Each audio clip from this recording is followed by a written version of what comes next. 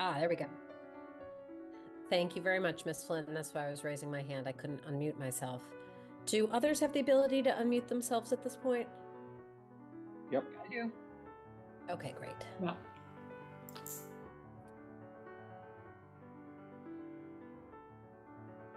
Okay, let's get started. It's Wednesday, November 20th.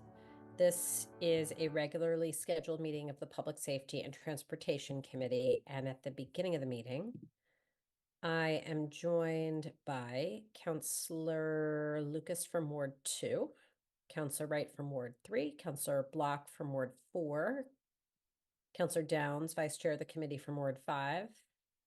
What I saw, there's Councillor Bixby from Ward 6. And that is all so far. We're going to start with 379-24, requesting a presentation and discussion with MAPC on residential parking programs and research.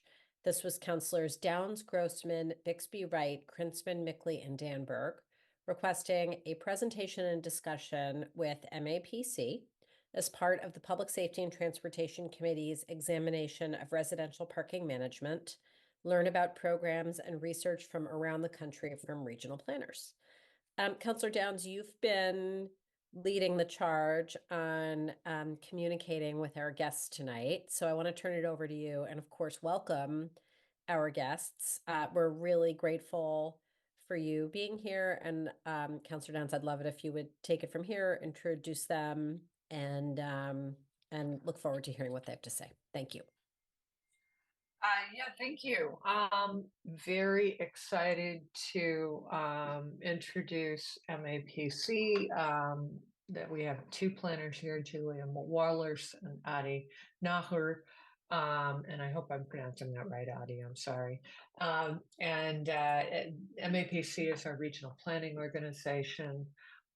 They've been ahead of the curve regionally in terms of parking and parking management planning, as well as ahead of the curve on things like transportation, which is really what we're about tonight, is managing the space and transportation alternatives. So with that, I'm going to let you guys take over. Thank you, counselors. Sorry, I have a little pop-up that's blocking, asking about letting people into the room. Good evening, all. My name is Julie Wallers. I'm the Assistant Director of Transportation here at the Metropolitan Area Planning Council, MAPC. I think most of you here are probably familiar with us. We've done a lot of work with Newton and surrounding communities. We serve the 101 cities and towns in Greater Boston metro area and really work on smart growth and equitable solutions to regional planning, which is not always built into municipal structure. So MAPC is really here to help address those issues that are cross-cutting both in jurisdiction and in geography. So I'm joined by my colleague Adi, who's our senior transportation planner. He really has led the charge on our parking, perfect fit parking work over the last few years, which you may be familiar with. Newton was one of our featured communities, which we'll talk about a little bit in our presentation. But as I understand it, tonight we're here to help you think outside the box and also strategically about not if it's the best thing to reverse your winter parking ban, but how to manage the potential implications of a street that once was not available for cars overnight that suddenly is available, and what that increased demand on a limited supply might do, and how you as the municipal government can take proactive action. So we've put together some slides, and I think I should be able to share my screen here. But before I dive in, is there any context or any questions or things that you want us to know as we go through this presentation? Because we know somewhat, where you are contextually with this winter parking ban reversal campaign. But if there's just anything for me to know before I jump in, or questions you have, I'd love to hear them now, or we can wait till the end. Let's take a moment and see. Counselors, does anybody have a question or comment? On the right vibe here. Yeah, counselors, any questions or comments before Julia begins? Okay, I don't Okay. see any right now, so why don't you guys get started and So I if don't, there are natural moments in the presentation to pause and see if there are questions, we can do that, or just wait to the end, whatever your preference is. okay, yeah, we'll wait till the end. I would say this is informal enough that if you have a question as I'm presenting, please go ahead and stop me. Can you all see my slides here, which is starting not at the.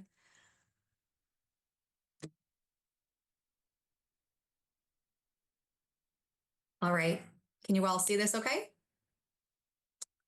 Okay. We can. All right, so the question tonight is about reversing the winter parking ban in Newton, exploring some opportunities to manage the curve in residential neighborhoods, which I know might not be all residential, but streets and Newton is a very village-based mixed-use neighborhood with or community with also lots of residential neighborhoods, which I think is where most of this demand is. So, just diving in, why have an overnight parking ban to begin with? Generally, I'm guessing in the winter, it snows, or at least it used to. Maybe it will again, but the streets have limited space and cars take up a lot of space. And when there's snow, we need to make sure our public safety buildings and our plows can get through. Sorry, public safety vehicles and plows can get through. And it's a good time to just say no cars on the street. And that makes perfect sense. Newton is not the only community that has had a winter parking ban. In fact, there's a whole other list of municipalities that have overnight parking bans all the time.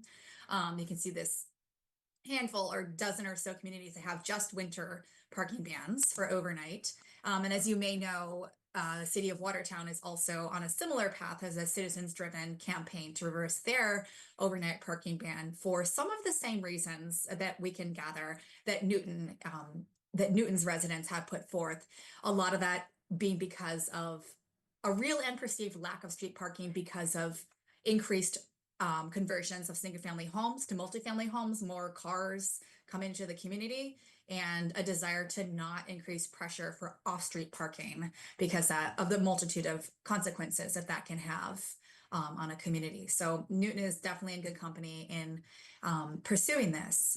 So what were some reasons? Well, we decided to dig in from your perspective, what we can gather in Winthrop. I'm sorry, I live in Winthrop.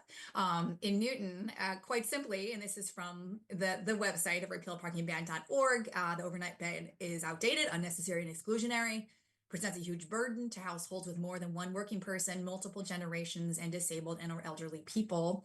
Moreover, leaders of Newton's public works, fire, and police departments have all stated that the ban is unnecessary. And I know this is political and there's nuances and dynamics here that we're not privy to. And this is sort of the context that we come with for why you would be looking at how to respond to this. And we selected a couple of pictures. This is from your, what is it, the playbook, your MBTA Communities Act page, not a playbook, a guide about what different densities look like, just to get a sense of the types of multifamily developments that are continuing to move forward in Newton as a result of upzoning, near transit, and along commercial and residential corridors that can put increased pressure on street parking without abandonment. So ultimately, like I said, parking just takes up a lot of space. Cars take up a lot of space. And this picture's on the front, on the top. And I'm not saying this is, where this impetus is coming from, but this is probably an outcome that we don't want, that you don't want for Newton. And this is Denver in the 20s, after the invention of off-street parking requirements that basically ends up wiping out the city to make way for cars because they take up a lot of space. And this picture on the lower left, I'm sorry, I should have labeled these. This is Newton. I just did a Google Earth screenshot that shows a nice connected street grid, connected land uses, not a lot of surface parking, a lot of asphalt. And then this is just Anywhere USA on the bottom right that can show what happens when we prioritize and require a lot of off-street parking. So that sort of begs the question, what about the street? Reducing off-street parking, just going back to that, does yield a number of public benefits, which many of you are probably aware of.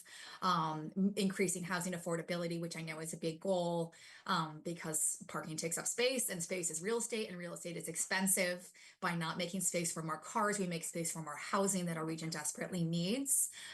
Improves the character by not opening up lots of room for asphalt and empty parking garages. That sort of kills the street life, the human scale. It also creates a new demand, increases and induced demand for transit and biking and walking.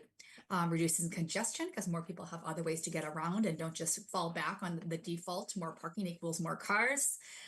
Then you have more space for green spaces and better air quality. So a whole host, and this is definitely not the full range of benefits.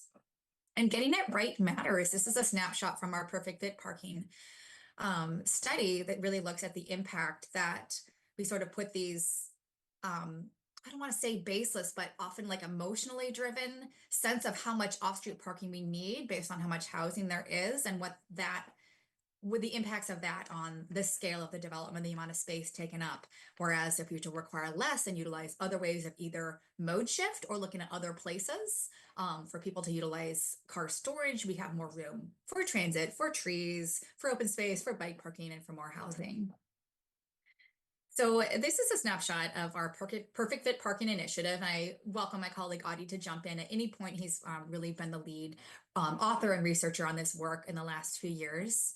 But this was a extensive, multi-phase work looking at the impacts of off-street requirements in multifamily housing and how much it's utilized. So we actually sent staff and partners, including in Newton, overnight to count parking spaces in multifamily residential developments and see how many cars were actually there at night when presumably the majority of people are home.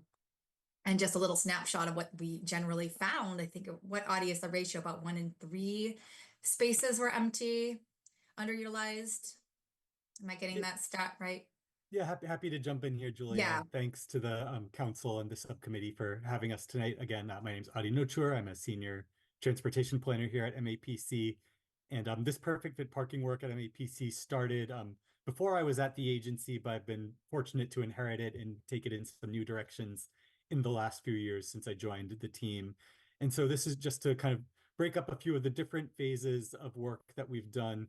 This graphic on the left, that graph is taken from our phase 2 report, which looked at communities largely in the inner core of Boston. And you can see that there are 4 sites in Newton that we surveyed as part of that study. And you can see the mismatch between parking supply and demand, almost 1.8 spaces per unit provided, but just over 1 space actually per unit actually being utilized or demanded. So you can see that parking was overbuilt in our phase 2 study. And for the phase 2 study across the board, we found that about 30% of the spaces were sitting vacant overnight of about 200 multifamily sites throughout the region surveyed. And then this table on the right is taken from our more recent phase 4 body of work, which was done in partnership with the West Metro Home Consortium, which I understand that the City of Newton chairs the consortium. And so we worked very closely with City of Newton's housing staff and others from the consortium to focus on communities west of Boston. And we found that while you did have slightly higher parking demand in more suburban locations, which is, maybe understandable, people are more car dependent, you might not have the great transit access, that you still found across the board that supply outpaced demand, and you actually had even lower parking utilization, just over 60%. So almost 40% of those spaces on average are sitting vacant overnight.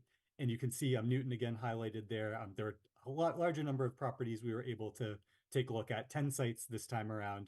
But again, finding a pretty big mismatch between supply and demand, and only about half the spaces, just over half the spaces actually being utilized. So this really highlights opportunities for parking reform and reducing parking requirements, which I know the city has already been moving in that direction. And we're definitely encouraged to see that happen as kind of a result of this work and the research we've been able to do. And communities across the region are increasingly taking this on. Thanks. I see a hand raised. Is it Councillor Lucas? So let me just ask is this a good time to pause and take a couple questions? If it's, specific before we move into the on-street piece, I'm happy to or were you guys planning to ask questions at the end? We can That's also fine. We can take a pause and ask a few questions and then continue. So Councillor Lucas and then Councillor Block. Thank you, Chair. This information is extremely outdated, it appears. On the right, you list 10 sites, and I'm wondering if you could please identify those 10 sites and when those particular projects were approved and built. And then on the left, I'm wondering if you could do the same. The reason why I ask that is because recently, within the last maybe 5, 6, 7 years, the city of Newton has been actively reducing the parking requirement, which is normally 2 cars per unit, to around 1.5, 1.25, one parking. Can you go back to the prior Yeah, screen? so I was just, this reflects what you're talking about, the Yeah. changes that Newton has So made. we've already been okay. So we've already been reducing parking in these apartment complexes. So it will be, I think it would be better if you were to show the data in the new projects that have been approved and built. That would be helpful. Thank you. You mean since the policy change? Sure. I don't know when the policy actually officially changed, but I'm just thinking of the projects that have been approved, particularly Northland, which is under construction, Trio, Austin Street. There was a project in Woburn, like 20, 30 units, something like that, which is occupied right now. Let's get some up-to-date data, not this older data. That would be helpful. And So just to clarify, go ahead, Adi. So this is like contextual. Yeah, I can speak to that a little bit, and we're definitely, Counselor, we're definitely happy to get you that full list of properties. If you go to our website, perfectfitparking.mapc.org, I'm not seeing an opportunity to drop it in the chat, but if you go to that website that was referenced earlier, you actually will see an interactive map of all the properties that you can click on and select in more detail. So you will be able to see that list. You can download the data set. And some of the names that you mentioned, I think Trio, Austin Street, I do recognize some of those names as properties that were included in our more recent Phase 4 body of work, which took place from 2022 to 2023. The previous Phase 2 body of work I mentioned that took place between 2017 to 2019, I want to say, and there are only 4 sites in Newton that were surveyed as part of that. We had a more robust data set as part of the Phase 4 work. But all that is to say, we can definitely get you more in-depth information on the properties, including when they might have been constructed. So some, it might have been before the parking requirements were reduced. Some might be more recent, but hopefully we can line that up to your satisfaction. Thank you. Yeah, thank you. And just to let everyone know, there's a project in Waltham. It's the one on North Street, kind of behind Fiorella's, next to the Stop and Shop. That is a large development. I don't know how many apartments it is, but it is 2 parking stalls per unit, maybe even more, and it is mostly empty. We don't approve things like that here in Newton anymore. So I don't know. That's all I got. Thanks. Okay, thanks, Councillor Lucas. I just want to quickly recognize Mr. Heath, our planning director, because I'm gathering you may have additional information about what sites went into that study, and then Councillor Block will come right to you. Mr. Heath.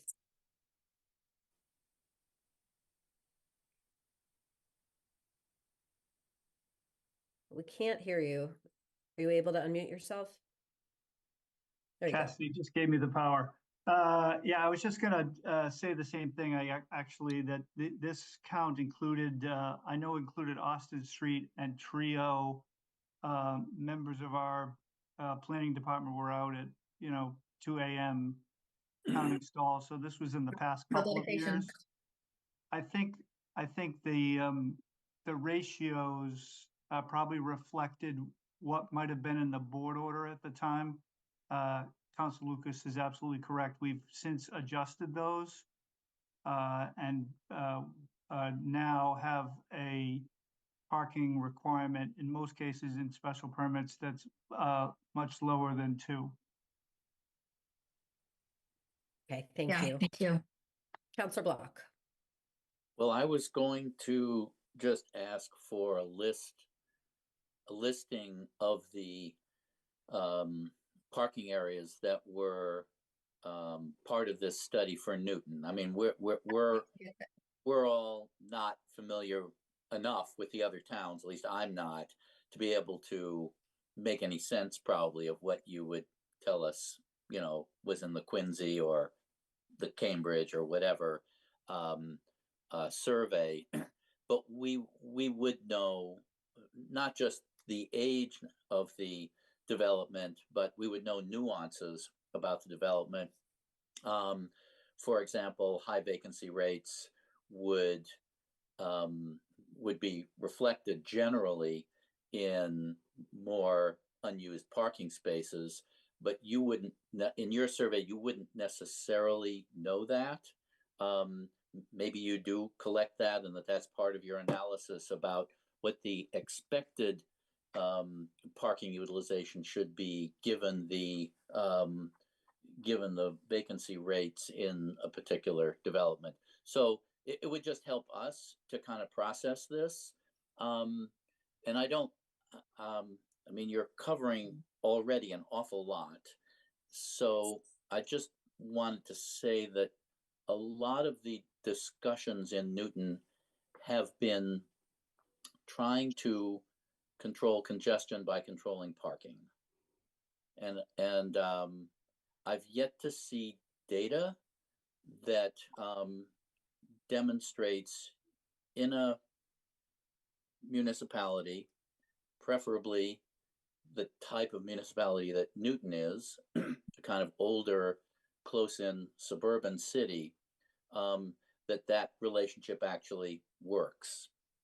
And I think the substitution of rideshare for personally owned cars, I think that data would be really interesting for me personally, and probably for everybody, so that if we're reducing parking, and that actually does translate into fewer cars being purchased and parked, what transportation choices are people making? Some will be walking, some will be biking, but some will be ride shares and taxis, etc. And some they'll just forego what they otherwise would. And it would be nice to see how that's playing out in a real location. So that's just my comments for now. Thank you. Yes, thank you for that, Counselor. I think those are certainly things that we could look into a bit more. I just wanted to respond to your comment about the thinking of the vacant units. Julia, if you don't mind going back to that slide that showed the couple of charts. Yeah, so I went back to this one just because I had the table up on top this is from San Francisco, that just shows the relationship between parking that's provided and the amount of cars that end up in the neighborhood. And granted, this is San Francisco, it's not Newton. It would be really interesting to do a follow-up study in a place like Newton before and after parking requirements were reduced, to see the impact on car ownership, on congestion, on utilization overall. And I would think that would be something for us to pursue. So thank you for bringing that. This is all very new, right? And this is fluid and it's happening as we speak. So thank you for bringing it to the conversation. While you have that slide up, let me ask one more question right before you move on. So the more parking, more car slide, and maybe you'll get into these implications later in your presentation. As I've heard you talk about it so far, you've been talking about it with respect to off-street parking. And one of the things I'm trying to understand is if all of a sudden parking on street is permitted year round, does the same effect apply in the same to the extent, particularly because we would also in our current form be talking about free parking on street. Right. So that's the question. It's about managing demand for a new supply that isn't currently part of the equation, at least not in the winter.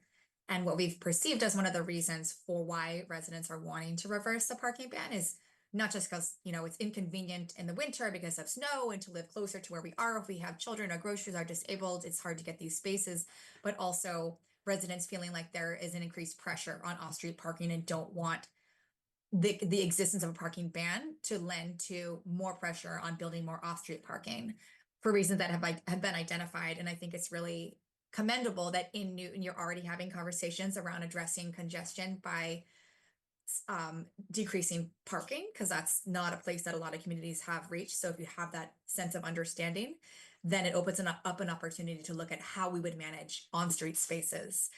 This part of the presentation is ultimately meant to be sort of background of like giving you credit for what you've already done, because you've already done the right thing to reduce the amount of off-street parking that you're requiring developers to build.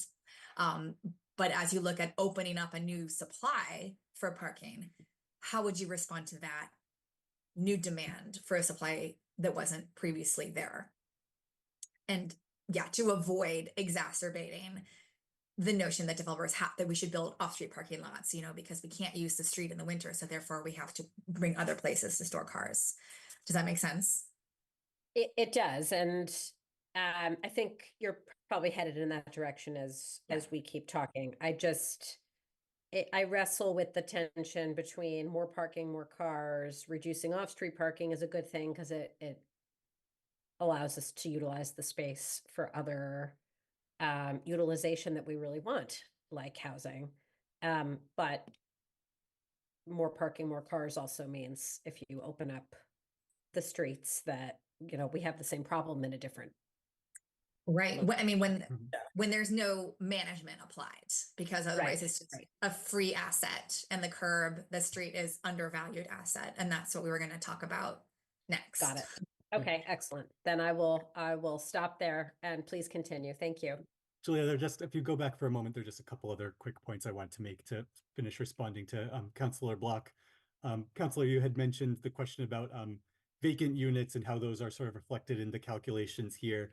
And part of the perfect fit parking research approach, before we actually went out and did the overnight parking counts, we actually surveyed the owners and managers of these multifamily properties and sites to get a sense of what the site characteristics are. And part of what we asked them was how many total units do you have, but also how many units are vacant or unoccupied. So you can actually see when you look at that table on the right, that for parking supply, the calculation was total spaces over total units. But for parking demand, we looked at the occupied parking spaces divided by the occupied housing units. So we did take that into account so that, if you're dividing by the number of units that are actually occupied and not the total. So we do want to make sure that that denominator is reflective of who is actually living in the building and which units are occupied. So we did do that. And just a couple of other quick comments on the perfect fit parking work that I'll add is that when the city approached us in partnership with the consortium, this work was done for phase 4, that table on the right, with an explicit affordable housing lens in mind. And the city and the consortium really want to understand parking requirements as a potential barrier to affordable housing production. So again, I think this speaks to how getting the parking fit right ties back to broader community development goals. Just a quick follow-up question about this table. So how do you read the second to last column, the parking demand per unit? It is your ideal answer 1.0? Is that what you would say is sort of ideal? I use that loosely here, but is that how you would hope communities would sort of be approaching, or not? Just explain that a little bit. Yeah, I mean, I think this that goes to show that if you're only less than one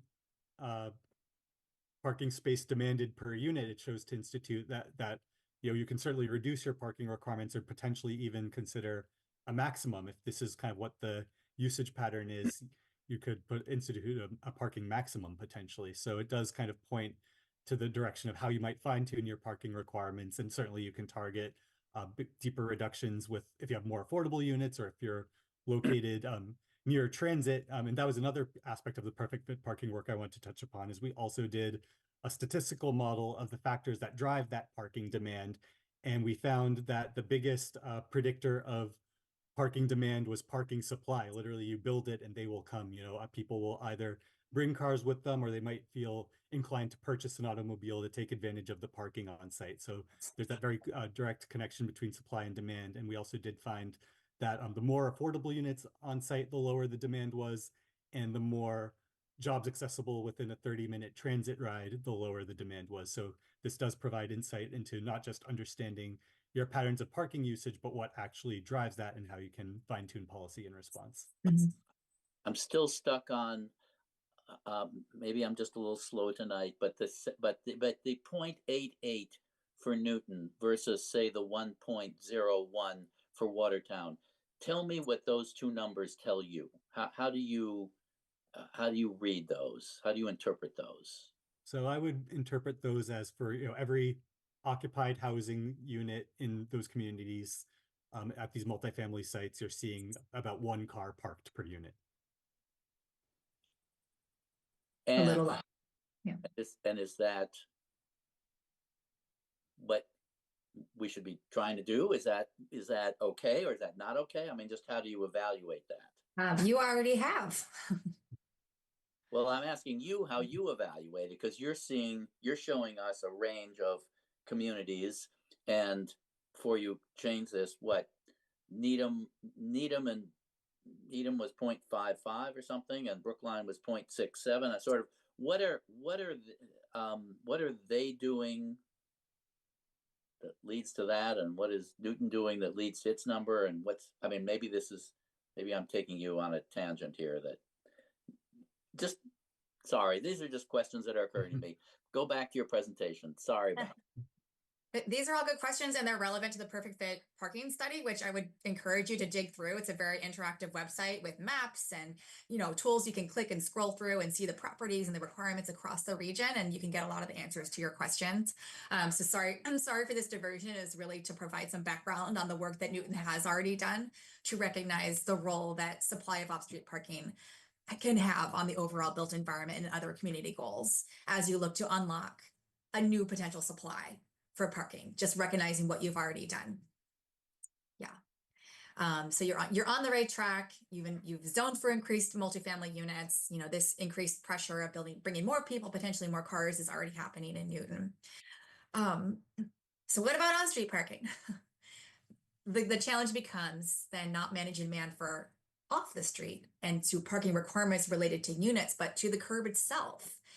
And that opens up a whole nother conversation, because then we're talking about streets, in most cases, public streets, and this is public space. And how do we put $1 on public space for the use of storing private property, vehicles? And by and large, this is always going to be a challenge until we actually see the financial value of the curb. It's generally undervalued. People tend to expect free access. We see in this bottom right picture just cars cluttering up the curb, because without management, there's a sense of this is just a place to store our vehicles. That's sort of almost a constitutional right. But in the meantime, there's a lot of demand for the curb between parking, bike lanes and parklets, outdoor dining, bus stops and boarding, loading, and increasingly drop-offs, TNC drop-offs. And that's just a short list of things that are in demand for this sliver of 8 to 10 feet of space along the street. Economically speaking, most goods like housing, food, and clothing are priced based on their cost, but parking just isn't that way. And that's a whole diversion into American psychology and why we perceive parking the way that we do, but people are accustomed to viewing the street as free. So how do we manage demand for something that people are used to seeing as something they're entitled to for free? And it really comes down to prioritizing the use of the curb. And this is a snapshot from an excellent resource from our partners at CTPS, the Boston MPO, about managing curb space in the Boston region. And you can look at all sorts of examples. Granted, this is not just for residential neighborhoods, but the street in general, just looking at sort of flipping the paradigm for what are the most valuable suited uses and then the least suited uses before curb management. By and large, it's parking. That's just sort of when we see the curb, what we expect and feel entitled to, in most cases for free. Maybe there's a meter, maybe there's a time restriction, but that is the number one use we think of. We see more and more bike lanes, bus loading, maybe outdoor dining more and more after COVID. That really became an increasing trend. And then electric vehicle charging. So if you look at after managing the curb, there's a multitude of ways you do that. You sort of see that paradigm flip a little bit, where it's not just always parking as number one. Maybe sometimes that's the case, but maybe not, depending on the needs of that neighborhood, the demands of that particular market. And I hate to call neighborhoods markets, but as we're approaching this through an economic lens, that is sort of how we have to view these streets. So when the priority is residential parking access, which, correct me if I'm wrong, that's the biggest concern here, or potential for government to intervene. There's a multitude of interventions. The first most common one being residential parking permit, RPPs, because they serve the use of reducing demand for that curb space by limiting ability mostly of non-residents to park along those streets, to limit the overflow from people from outside the community, adjacent neighborhoods to come into a place where there's an increased demand. And I won't bore you with reading through this whole list. We can share these slides, but there's a host of best practices to keeping inventory of those spaces, looking at what the non-resident parking should be if you want to have that. Availability for non-residents to park on street overnight. Enforcement is a big issue. If you're going to start allowing this, how do you enforce these overnight parking with restrictions and not just, I mean, free-for-alls are easier to manage because there's no intervention, but then you run out of space or you sort of create the free ice cream scenario, and that can lead to problems that you didn't intend to have by opening up the street for parking. And as always, with any planning intervention, clear and consistent communication. So yeah, managing residential parking permit programs really is characterized by making sure residents understand it's not a guarantee. It's not that you get this permit and that's your spot, that that is your slice of the pavement right outside your house. I have a permit, that's mine. It's kind of like a hunting license. You get it and you might get something, you might not. That's often how cities and towns approach residential parking permit programs. You can make them neighborhood or street specific. You can limit the number of permits per address. This could be based on a host of criteria, from income to the number of permits they already have to the number of vehicles they have. So there's all sorts of ways that you can structure these residential permit programs to meet the needs of that particular street or neighborhood or entire city. And then you can take the next step to looking at an entire district, a residential parking benefit district, which really allows for more control over prices. It's specific to a whole zone. It encourages engagement. You can control local fees with local benefits. You can bring in money if there is a financial aspect to improving the public space of these districts. And then there's a whole body of work around marketing, allowing residents to propose and vote on new districts. And it's a very hands-on, neighborhood-based approach to managing these parking areas on the street. And then just a couple of other things to consider. On the left, this is what Somerville did back in 2012. This is not pertaining to permitting or districts, but just to increase, if you want to increase the supply, while also improving traffic calming and safety of the street, back angle parking can be effective. This is what Somerville did in Union Square as a means of actually increasing access to the street while also improving safety, and that actually reduced traffic speeds by 10%. I actually bought a condo on Bow Street right when this was being implemented, and they striped a bike lane and put in the back angle parking, and it was noticeable, the difference in how the street functioned. And then going to another level on the left, this is by Shared City Use Managing the Curb report. You can actually map out your street with different codes for how different streets are prioritized, whether it's for loading or no stopping. And this one is for just parking, just overnight parking. It's really sort of the sky's the limit on how you choose to manage this piece of public space in your city. So additional considerations that we don't need to dig into tonight, but that are going to be part of the conversations when you look at managing on-street parking programs, and enforcement obviously is a huge one. There's a range of technology and software available for that. Looking at street design so that you're not compromising safety or multimodal access. I know that's a big priority for Newton. Walkable, bikeable, human-centered streets, safe for people of all ages and abilities. Sometimes adding cars improves that, sometimes not, because you have a wider street. So it can depend. Managing loading and drop-offs, the management, the pricing of that, introducing kiosks, and of course, often undervalued and underappreciated is wayfinding and signage, and just making sure the information about how the street can be used is very clear and people know where they can go from there. So that's our presentation for tonight. This is really scratching the surface, and I know that there's a lot of opportunities before you, and we've already answered some questions about perfect fit, but would welcome any other questions or concerns or things that have come up for you based on where you are right now in this conversation locally. So thank you. First of all, thank you very much. It's a really helpful overview. And I think for me, one of the biggest takeaways is that you may have more resources available to us as we struggle with the management piece. Because I think your last couple slides really hit on the core of the conversations that we've been having. And at least for me personally, I keep coming back to the idea of a permit system, but there's not, there's not universal agreement that that is Yeah. the right approach. Mhm. Our administration would have to struggle with not just, well, we'd all have to struggle with how to design it, which is, I think, one of the most complex questions. But then there's the determining what the cost of administering it would be. Mhm. And some of these different enforcement technologies, I think we're really interested in knowing more about. So I think my first question to you is, how can we access those resources, since you clearly know what some of those mechanisms are and we currently don't?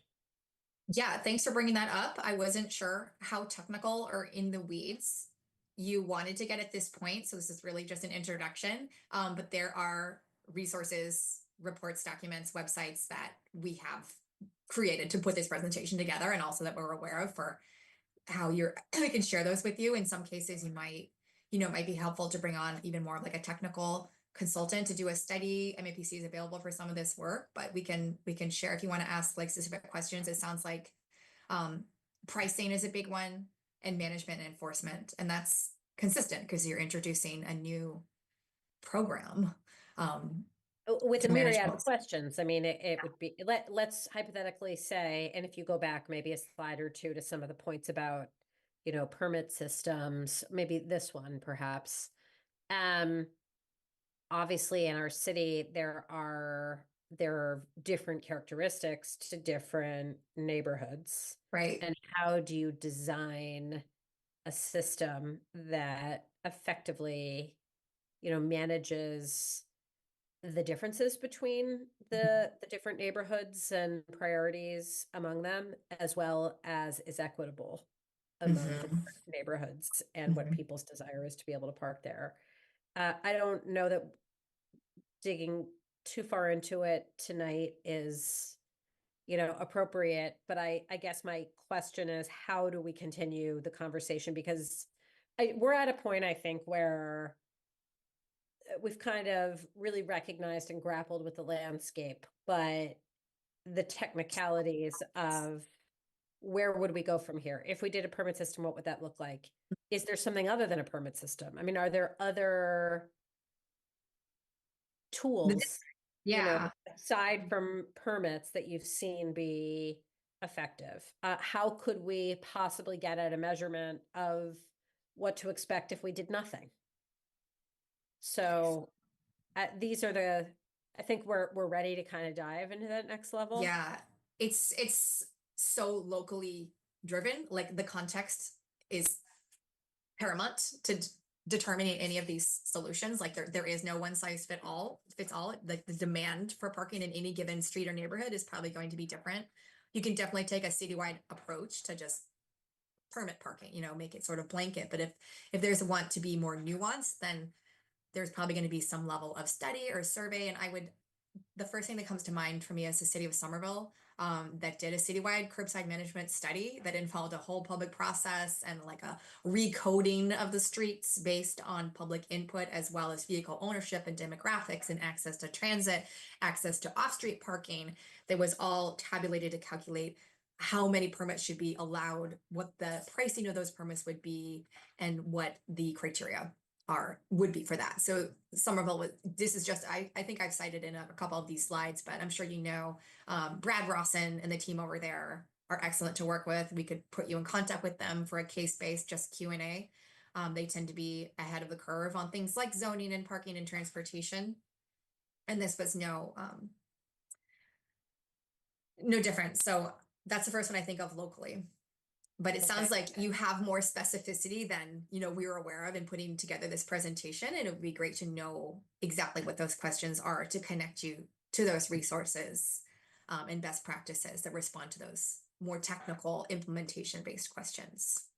Okay, well, why don't I pause and see what other questions and comments counselors have, because maybe that will help drive the direction for continued conversation of how we get closer to the kinds of information that we hope to gather and going through this process. Are there comments, questions, feedback from members of the committee? Councillor Bixby. I guess just to broaden it a bit, in all this work, are there any places that you think are, I mean, you just cited Somerville that's gone through a recent process, but other places that you think are sort of handling curbside parking very well? In the region? Sure. Yeah. Or other Anywhere. places we might Yeah, I be mean, generally aware of. Yeah. Yeah, and major cities like Toronto and San Francisco are very ambitious and bold and have dug in a lot on getting really involved on curbside management, specifically in residential areas around tiered permitting and technology software to manage that. Those come to mind more regionally. Somerville, obviously. The city of Everett also has done some interesting things with how they allow off-street parking permits, period, when there is a new multifamily development, that it's not necessarily a guarantee. When you buy or rent a home, that doesn't just come with access to the street if you live there. And the demand is such that that hasn't been a problem, and people who move there just don't bring a car. And they are there for the housing, and there's a good bus service, and they take advantage of the other modes and incentives that they have invested in that city. So looking at really the whole ecosystem of modal choice and structuring your land use and transportation policies accordingly can have a big impact. That's really interesting. Thanks. Yeah. The free-for-all method is also very popular, and that's why we have problems. Councillor Downs. Yeah, this is very helpful.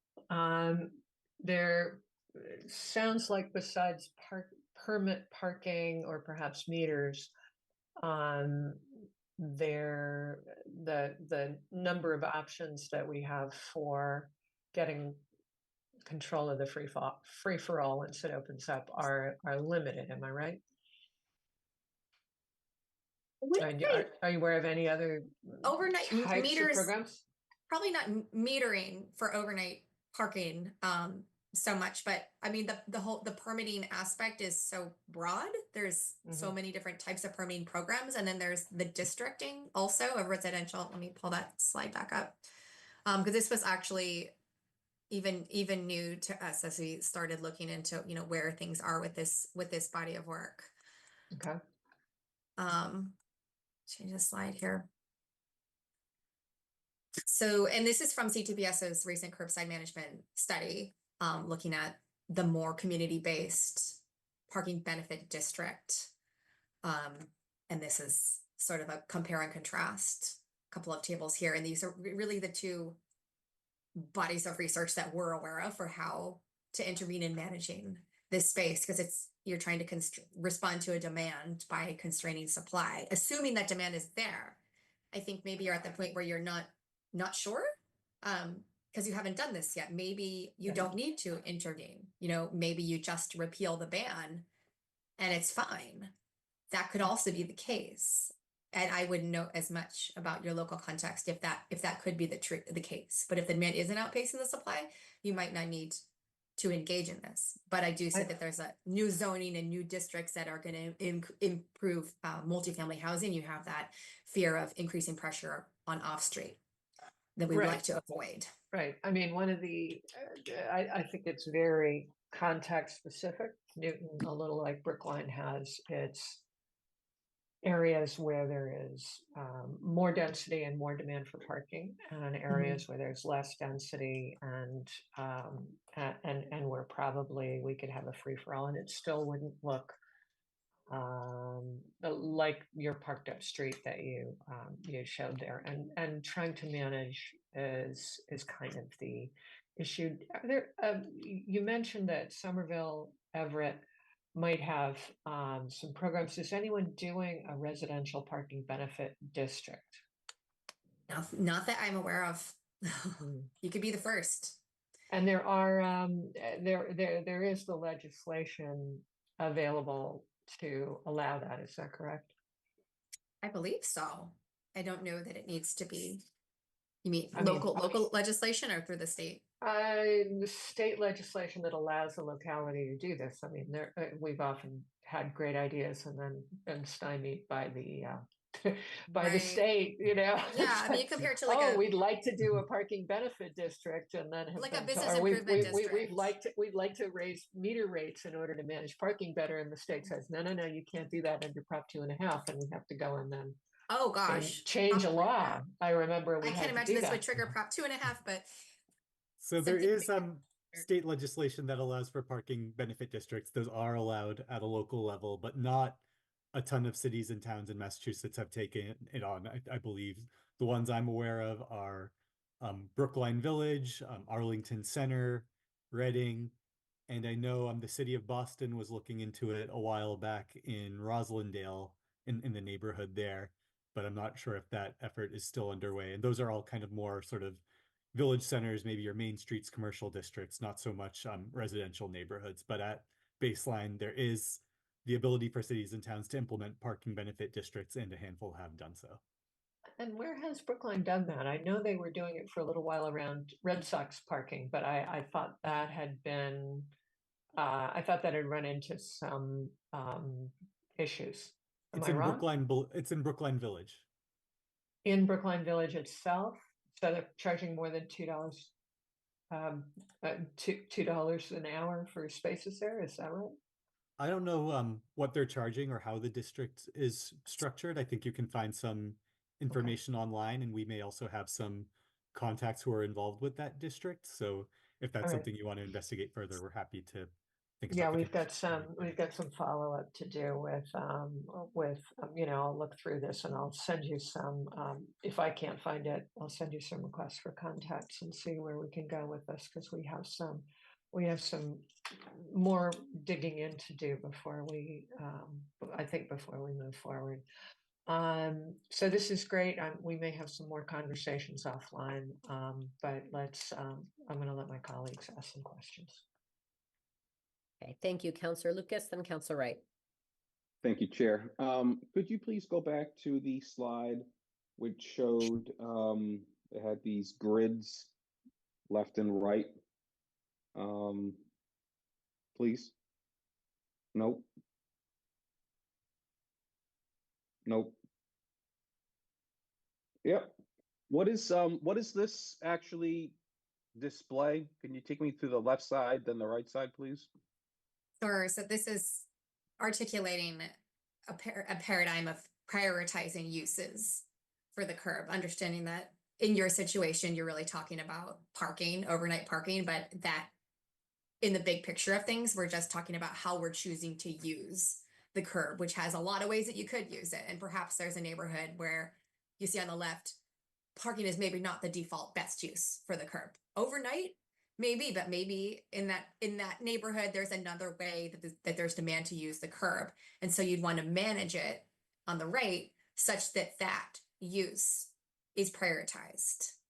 So this is just showing the change when you intervene through time limits, through pricing, through demand, how that limited public space ends up being used because of that intervention, which we're calling broadly curb management. And on the bottom, it's access to services, parking, activation of public spaces, people, transfer of goods. And you see on the left-hand side, this is with no intervention, just your general downtown or neighborhood street. The street is mostly suited to parking. That's just the baseline, sort of status quo. But maybe you want it to be easier to do other things like board a bus or have a bike lane or do business deliveries and loading or TNC drop-offs, where you're going to have to intervene and do some things to make that possible. And by doing those things through curb management, we can yield results like what we see on the right. Where on the top bar now we have most suited being boarding a bus or freight or outdoor dining or EV charging, a bike lane. And you see parking just sort of distributed throughout as one of the many uses, not just the ultimate dominant use of the curb. Does that make sense? Kind of, sort of. I don't know how this relates to Newton, though. This is just contextual curb management. We didn't know that much about the details of what you're facing. and this is just residential, then your most suited use is still going to be on-street car parking because you're opening up the street. Right now, you can't park there overnight. Now you're saying you can. But maybe there's too many cars. Maybe we're going to have an onslaught of them, or maybe it's going to result in like cruising or safety hazards. So how do we introduce things like permits and districts and possibly pricing? So are you saying one way to weather, wait, can you go back? Yeah.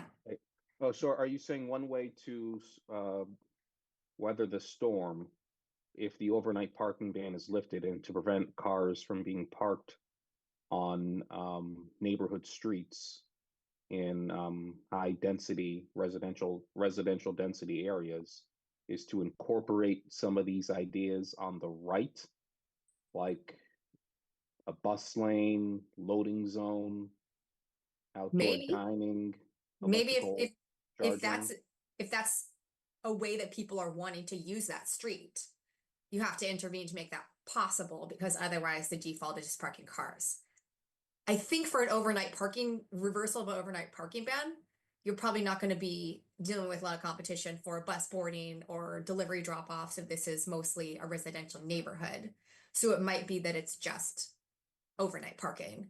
But is there going to be demand from, we could color code this differently and show cars from other neighborhoods or other communities coming to park here because say they can't on their street, so they're going to come park here, and that displaces people from that neighborhood who now can't park because there's no restriction. So you want to avoid that by introducing permitting. Yeah, I like the permitting idea, as the chair stated earlier. I don't think we're going to get that this year or next year.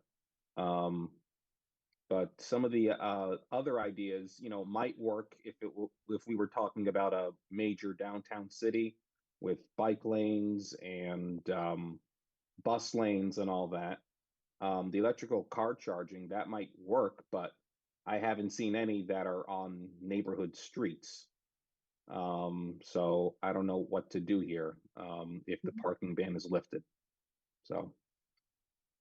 Yeah, Councilor, just to maybe speak to that a little bit, I think you're right that this is context sensitive, and what you might do on Washington Street in Newtonville, where you have a lot of multifamily housing and a pretty mixed use commercial corridor, is different than what you're going to do in Oak Hill Park. And I'm speaking as someone who grew up in Newton Highlands and went to Newton South, so I know that there's a lot of variation between different neighborhoods and villages in Newton. So thinking about how you can tailor these solutions to be neighborhood specific, I think will be really important moving forward. Yeah, can you give any ideas that could work in Newton other than permitting? Permitting is a dynamic solution because there isn't just one, like it's a catch-all for a lot of strategies. Pricing is another, if you wanted to just do like coding of the street and have signage that's not permit specific, and it might be easier to manage. That's something that like coding the curb, this Curb Explorer, just designating certain streets for overnight parking and not others based on the demand. Or, if this is a street where everybody has a driveway, do we need to open up the street? Can you just keep it that way? You can, it's kind of like, you can craft it to what meets the needs, because there's really no one size fits all. It's all about responding to the particular demands of that neighborhood or that city. And it might be that you could lift the ban and it could be fine. And maybe you don't need to intervene. There's also the option of piloting something, of testing things, even just on a segment of town or one neighborhood. We're just going to see how permitting works here. Release the ban, allow overnight parking for a week and see how that goes. I mean, it's kind of the sky's the limit. There's no one prescriptive solution. Okay, so the idea on the right side of the screen, it looks like you have, or the chart or the table, the map, I should say, has different colors, and it looks like the blue ones, it says free parking. So I guess and then the other ones where it says, or they're black or something, it says no stopping. So are you other than permitting, could an idea be to label a street or a block a certain color and just say overnight parking here, no overnight parking here? Of course, if that's politically palatable for you and something that the community wants, it's, it's your public space, so you manage it in the way that works for the public. All right, thank you. I'm all set. Thank you. Counselor Wright, then Counselor Block. Thank you, Chair Grossman. So the free-for-all is not going to work at Newton. Trio, so most of our larger projects are charging for parking, $100, $150 a month, whatever. Trio has surface parking there. And what they found was a lot of people were not paying for parking and using Instead of parking on the street. free surface parking, the free surface Yeah. parking. And then Mhm. when Trio says, well, because then it's getting into their businesses and reducing their parking for the businesses. So then they threatened to tow the people. Then all of a sudden everyone went down below and paid the $150, or whatever, $125 a month for parking. So especially around the village centers, the free-for-all is not going to work. And it just won't. My question is, where I grew up, we had parking on odd days on odd sides, even days on even sides, which help keep the streets becoming parking lots. So people have to move them back and forth. And because I know when I first came out here, I would park my car in Brighton and go on a vacation for a week and just leave my car there. Yeah. Free storage. Yeah. Yeah. And with our colleges too, with like BC and things like that, I can see that happening. So what are your concerns, or what do you like about switching sides for parking, overnight parking? That's an interesting one. Certainly that happens with street sweeping here in Somerville where I live, but that's kind of every other Monday or every other Tuesday, depending on which side of the street, and it's for kind of a specific purpose. I'm not aware of communities that sort of try and switch it up on a more regular basis, week to week. Parking might only be allowed on It's on days. one side of the street or the other. Odd day you're on the odd side, even days you're on the even side. And I'm from Wisconsin, and it's still being done out there. Does anybody in Massachusetts does it or not? Because that way you don't become a parking lot. Not something I've heard of around here, but doesn't mean it's not happening.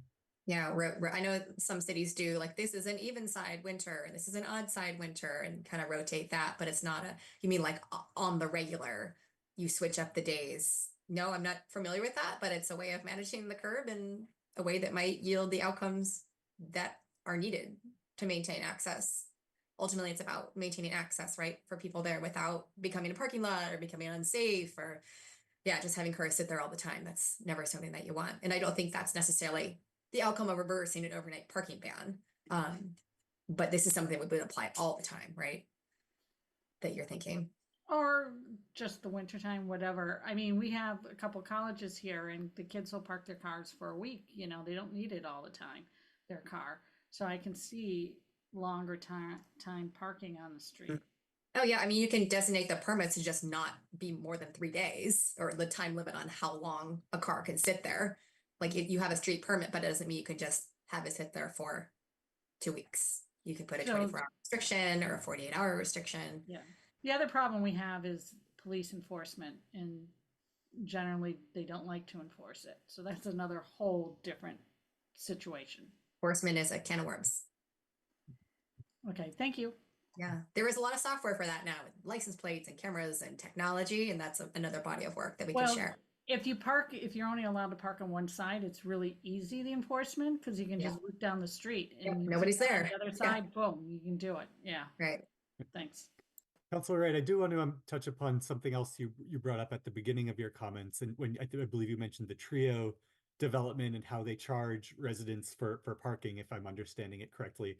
And that points to another recommendation, a policy recommendation that comes out of our Perfect Fit parking work, is that parking costs and housing costs should be unbundled, so that, so oftentimes parking is often embedded in the rental price, and that cost is passed on to tenants or home or condo owners. And so how can you separate those so people aren't paying for parking that they're actually not using? So that does kind of change the picture around in terms of that you might be less likely to attract households that already own a car and that want to take advantage of free parking, or people might move into a development and feel like they want to purchase a car to take advantage of the free parking. By making those costs more transparent and separating that parking cost from the housing cost, you can reduce the number of cars you're attracting to the community and keep housing costs down as well. So I know that's And a I, little and bit I beyond the think, scope in- of what we're talking about, but just want to put that out there for yeah, consideration. and then Councilor Lucas can confirm, but I think for most of our big projects in the village centers, we require it as part of the special permit that it's decoupled.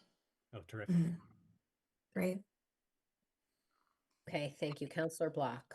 And just regarding that, because we have been moving in that direction, and because we have not done anything with the curb parking,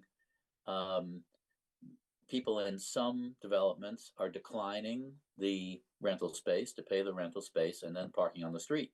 Just as Councilor Wright explained, was the dynamic going on in Trio, and it's going on elsewhere too. And the people who live on the streets where all of a sudden they're getting a lot more parking, they are not happy. So Yes. it's So it's that not could a be a simple. stipulation of the permitting, that if you have access to off street, you're not eligible. And Somerville and Everett have done that. Well, we have to think through to try and make this system work a little better. I'm interested in one of the tools that you had listed was automated license plate management, and I think you were just alluding to that as I don't want to drill down too far into it, but how expensive is that, just in general terms, for a city to run? Is it just so cheap because a lot of technology has gotten less and less expensive, or is this a very sophisticated, and we'd need staff and all the rest to Your police department might already have it. Okay. Check there. It tends, for running license plates, it depends on what data you connect that scanner to. So I would check there. It might not be a new thing. Well, It's just a new way I to use it. understand the police have a license plate scanning capacity, Yeah. but I'm talking about on a curb. If we wanted to manage, say, the vehicles with certain license plates could park on the curb for either free or for one price, and vehicles that didn't belong to anybody on that street would have to pay a higher price. If we try to develop a system like that, is the technology there, and how expensive is that technology? Because I think it's a little different from what the police currently use. I'm not sure though. What's Yeah, and those are questions that unfortunately we're not prepared to answer tonight. But knowing that that's where your interest is, we can work. I just saw that was one of the tools that you mentioned. That's what I'm aware of, is putting together the toolbox, and each of those things are their own body of research.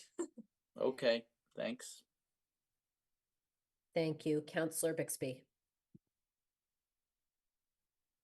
Thank you, Chair. So we talked a lot about, I think housing and residents and stuff. Just to ask a little bit about people who manage visitors. So one would be visitors to residents. Two would be commuters, and three would be, we have our own little beach district here in Newton with Crystal Lake. And I know Massachusetts has a lot of beach communities, and I think many of them manage, access through parking, or, manage parking access related to the beaches. I don't know if you have any thoughts off the hand, or that would be an area that I'd be interested in learning a little bit more about, in places that handle that well in your mind. Yeah, you mean like recreational area permitting? Or yeah, I mean, specifically beaches. I mean, we have a few days where people come, warm, and right now the neighborhood streets are available for them to park on, and it does both affect residents, and we manage in some ways access to the water through a bathhouse, not through parking, where I know many places manage it through parking. So just was interested if there's thoughts on that, or if that's an area that has been researched much, or each town just sort of does it the way they do it here. So you could certainly have visitor permits as part of a residential parking permit program, where those, handful of visitor permits are made available to a household at cost. So if they have guests, they could put the placard out and park on the street, but, potentially for a couple of days. Somerville has 2 and 3 day visitor parking passes, which are, for good for that many days within a given week. So that's one way to do it. And then certainly for maybe the Crystal Lake example, I don't recall what the off-street parking picture is there in terms of lots for visitors, but if you wanted to put a off-street, have that be a residential only zone and that directs other visitors to off-street parking, there are ways you could think about managing those in tandem. Okay, thanks. Thank you. Councillor Downs. Sorry, I didn't mean my hand to be up, but interesting discussion. Do you, Parking's always more interesting than you think. There's far more to this than otherwise. Do you want to talk a little bit about the availability of off-street parking and how that influences the number of cars that get brought into a neighborhood or into a development? Sure. I mean, it's an induced demand situation. In all cases, we know that the number one determinant of someone's modal choice for a trip or their choice to buy a car is the availability of parking, the ease of accessing that parking, and whether or not it's free. So it kind of goes without question in all scenarios that when parking is available, people will be more likely to use it. It's a simple answer to a sort of complicated question, but it's actually not. It's one of those things. It's just a correlation that's sort of across the board. And is there any good research on that? Sure. TDM, I'm sure you're familiar with transportation demand management. It's one of sort of the pillars of TDM is restricting access to parking. Okay. Managing that parking. I mean, even for, not making it a monthly pass, but making it a daily pass. So it's not a sunk cost. Those things impact people's decision on whether or not to drive, on whether or not they know that there's going to be a place to park this car at the end of that trip. If you think about it, that's anytime I get in a car, I'm like, well, am I going to be able to get out of this thing? Am I going to be able to park it? And once you get there, you want to get out of it, move it aside. And if you can't do that, well, I'm going to think of another way to get there. And if it's hard to have it or expensive, maybe I'm not going to bring it. How else can I get around? Or I'll bring it and not use it very much, or we'll only have one, not two. All these things can have a compounding impact on the amount of cars that end up in the neighborhood and on how much they end up getting used. Thanks. That's very helpful. Can you drill down one sentence further on the point you just made around sunk cost systems? Yeah, this was an interesting one. Cambridge actually has a pretty impressive TDM ordinance, which was one of its sort of stellar pieces was getting rid of monthly parking passes at major employers. So you don't pay monthly, you pay daily. Every day that you choose to drive is the decision, am I going to pay that $20? Rather than, oh, I paid $100 for the month. I've already paid it, so I might as well drive. And that changes the mentality and the decision-making and behavior around the choice to drive. Okay, I think so it's been a while since you've driven to at least Kenmore Square, because last time Yeah, I it went depends on there, the it was- employer, right? It's part of It the was ordinance. $30 or $35 for 2 hours, and we were Oh, yeah. stunned. Yeah, it makes you think twice about driving It there. certainly does. I'll take the tea, thank you. Or I'll try to get lucky and get street parking and just drive around until I find it. And you feel like you won the lottery when you get that on-street space because it's so cheap. Of course, that's a different discussion that this committee has started to have. On-street parking is premium, and we tend to underprice it. $1 an hour, free permits. It's like, this is valuable real estate. Think of how much we're it talking costs. 75 cents here. Yeah, I think how much it costs really to build anything, and then we just sort of store cars on the Not street to mention for free. maintain and all that. Yeah. Okay. I really appreciate it. That point is interesting. And I think this feels to me like a natural point to wrap this discussion for tonight. We again really appreciate you coming, and as every time we have discussions about parking, it leaves us with more questions than answers, but I guess that's to be expected. Right now, it seems to me that a motion to hold this item would make sense so that we can revisit the conversation as we continue. Does that, counselors, make sense to Yep. you? Happy to make a motion to hold. Okay, so we have a motion to hold by Counselor Downs. Any discussion on hold from the council? Yeah, Chair, I would move NAN, so I'll vote against holding.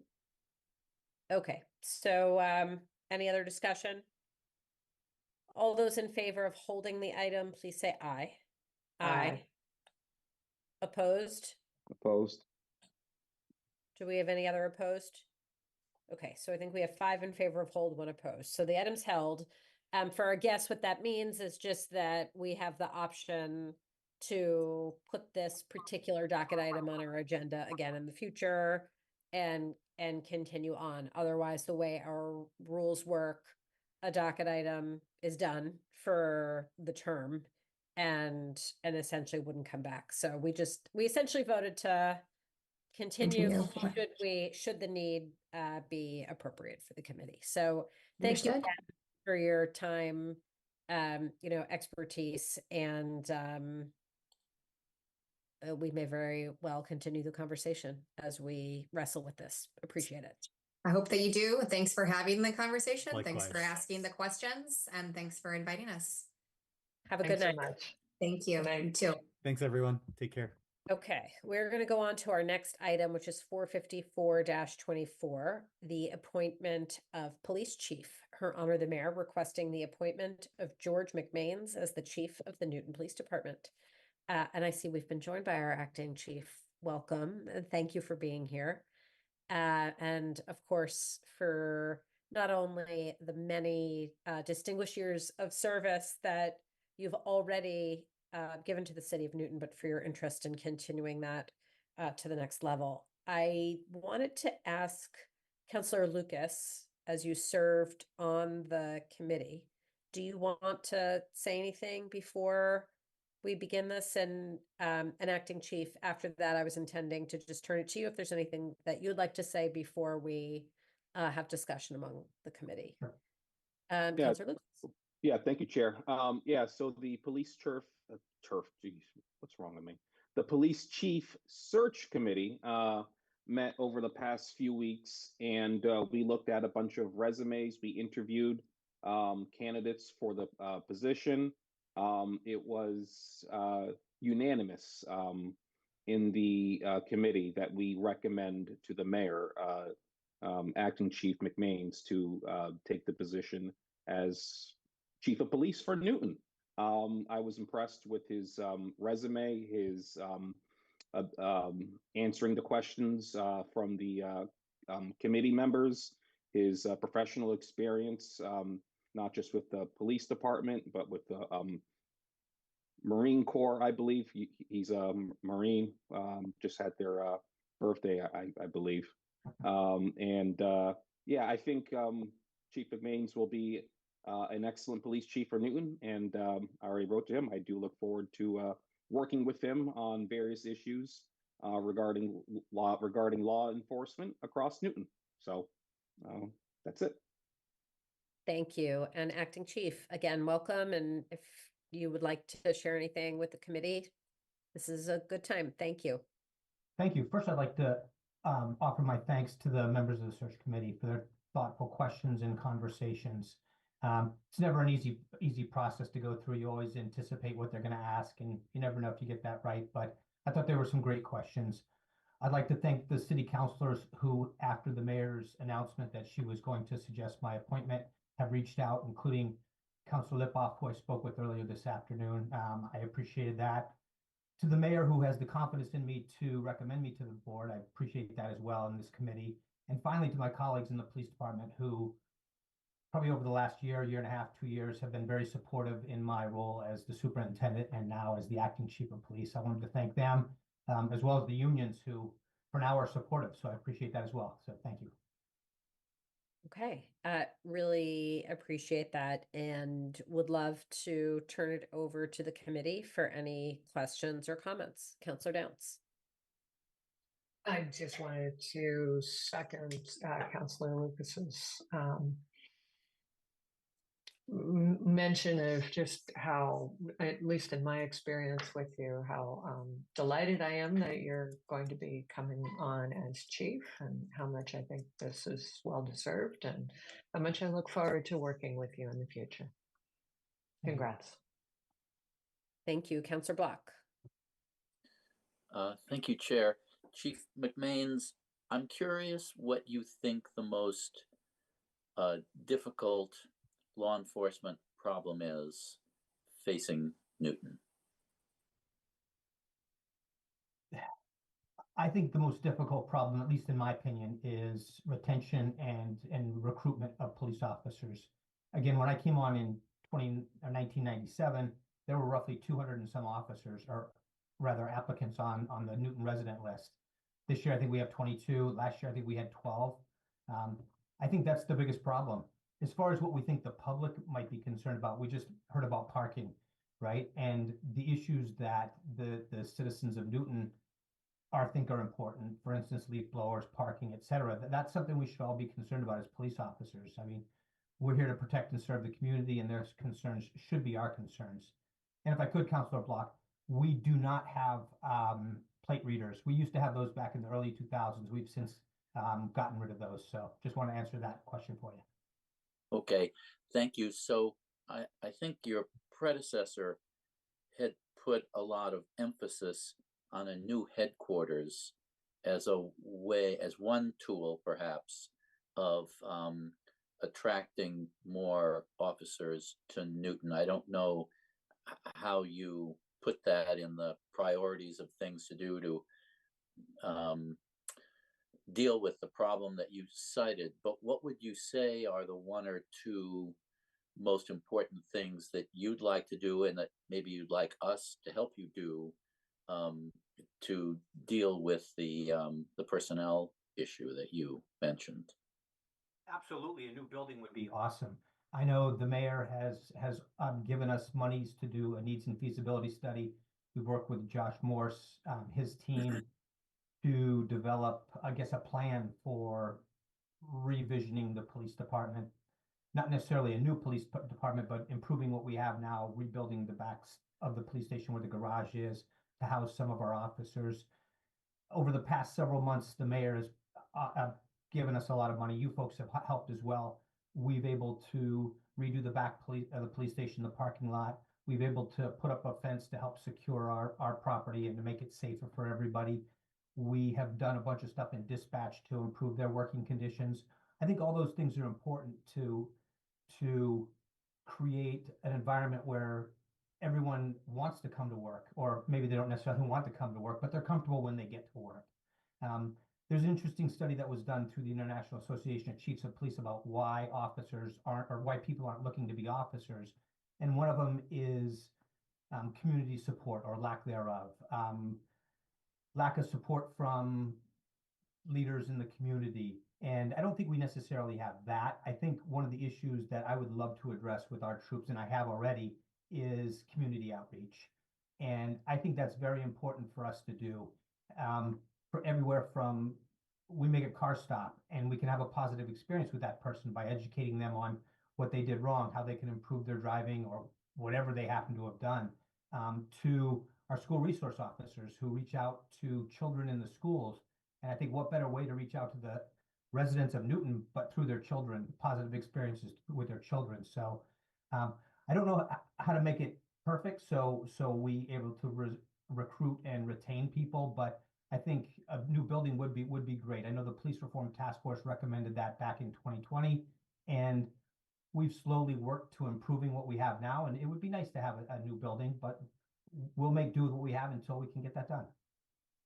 Thanks very much. Appreciate your comments and congratulations. Thank you. Thank you. Do we have any other comments or questions? Well, I would just also like to offer my congratulations. I am very excited by the recommendation to have you serve as our next chief, and have had nothing but positive experiences in the years of working with you and observing you, your professionalism, your open-mindedness, your kindness, your rapport with your colleagues as well as leaders and community members in Newton. And I'm really looking forward to this next chapter in policing in Newton with you as our leader. So congratulations. I see that Councillor Lucas has raised his hand. Yep. Chief, I hope this was easier than the interviews last week. So I just want to say thank you again. And Chair, I move for approval of Chief McMains. Excellent. So we have a motion to approve by Councillor Lucas. Do we have any other discussion or questions before we take a vote? Okay, seeing none. All those in favor, please say aye. Aye. Any opposed? Any abstentions? We have unanimous approval. Acting Chief, soon to be Chief, we will have this go before the council at our next regularly scheduled meeting, and that would be the time, should the council vote in favor, that we that this becomes official. So really, again, appreciate it. And thank you for your patience as well tonight while we had a lengthy discussion on parking. I know you It was very stayed patient through it.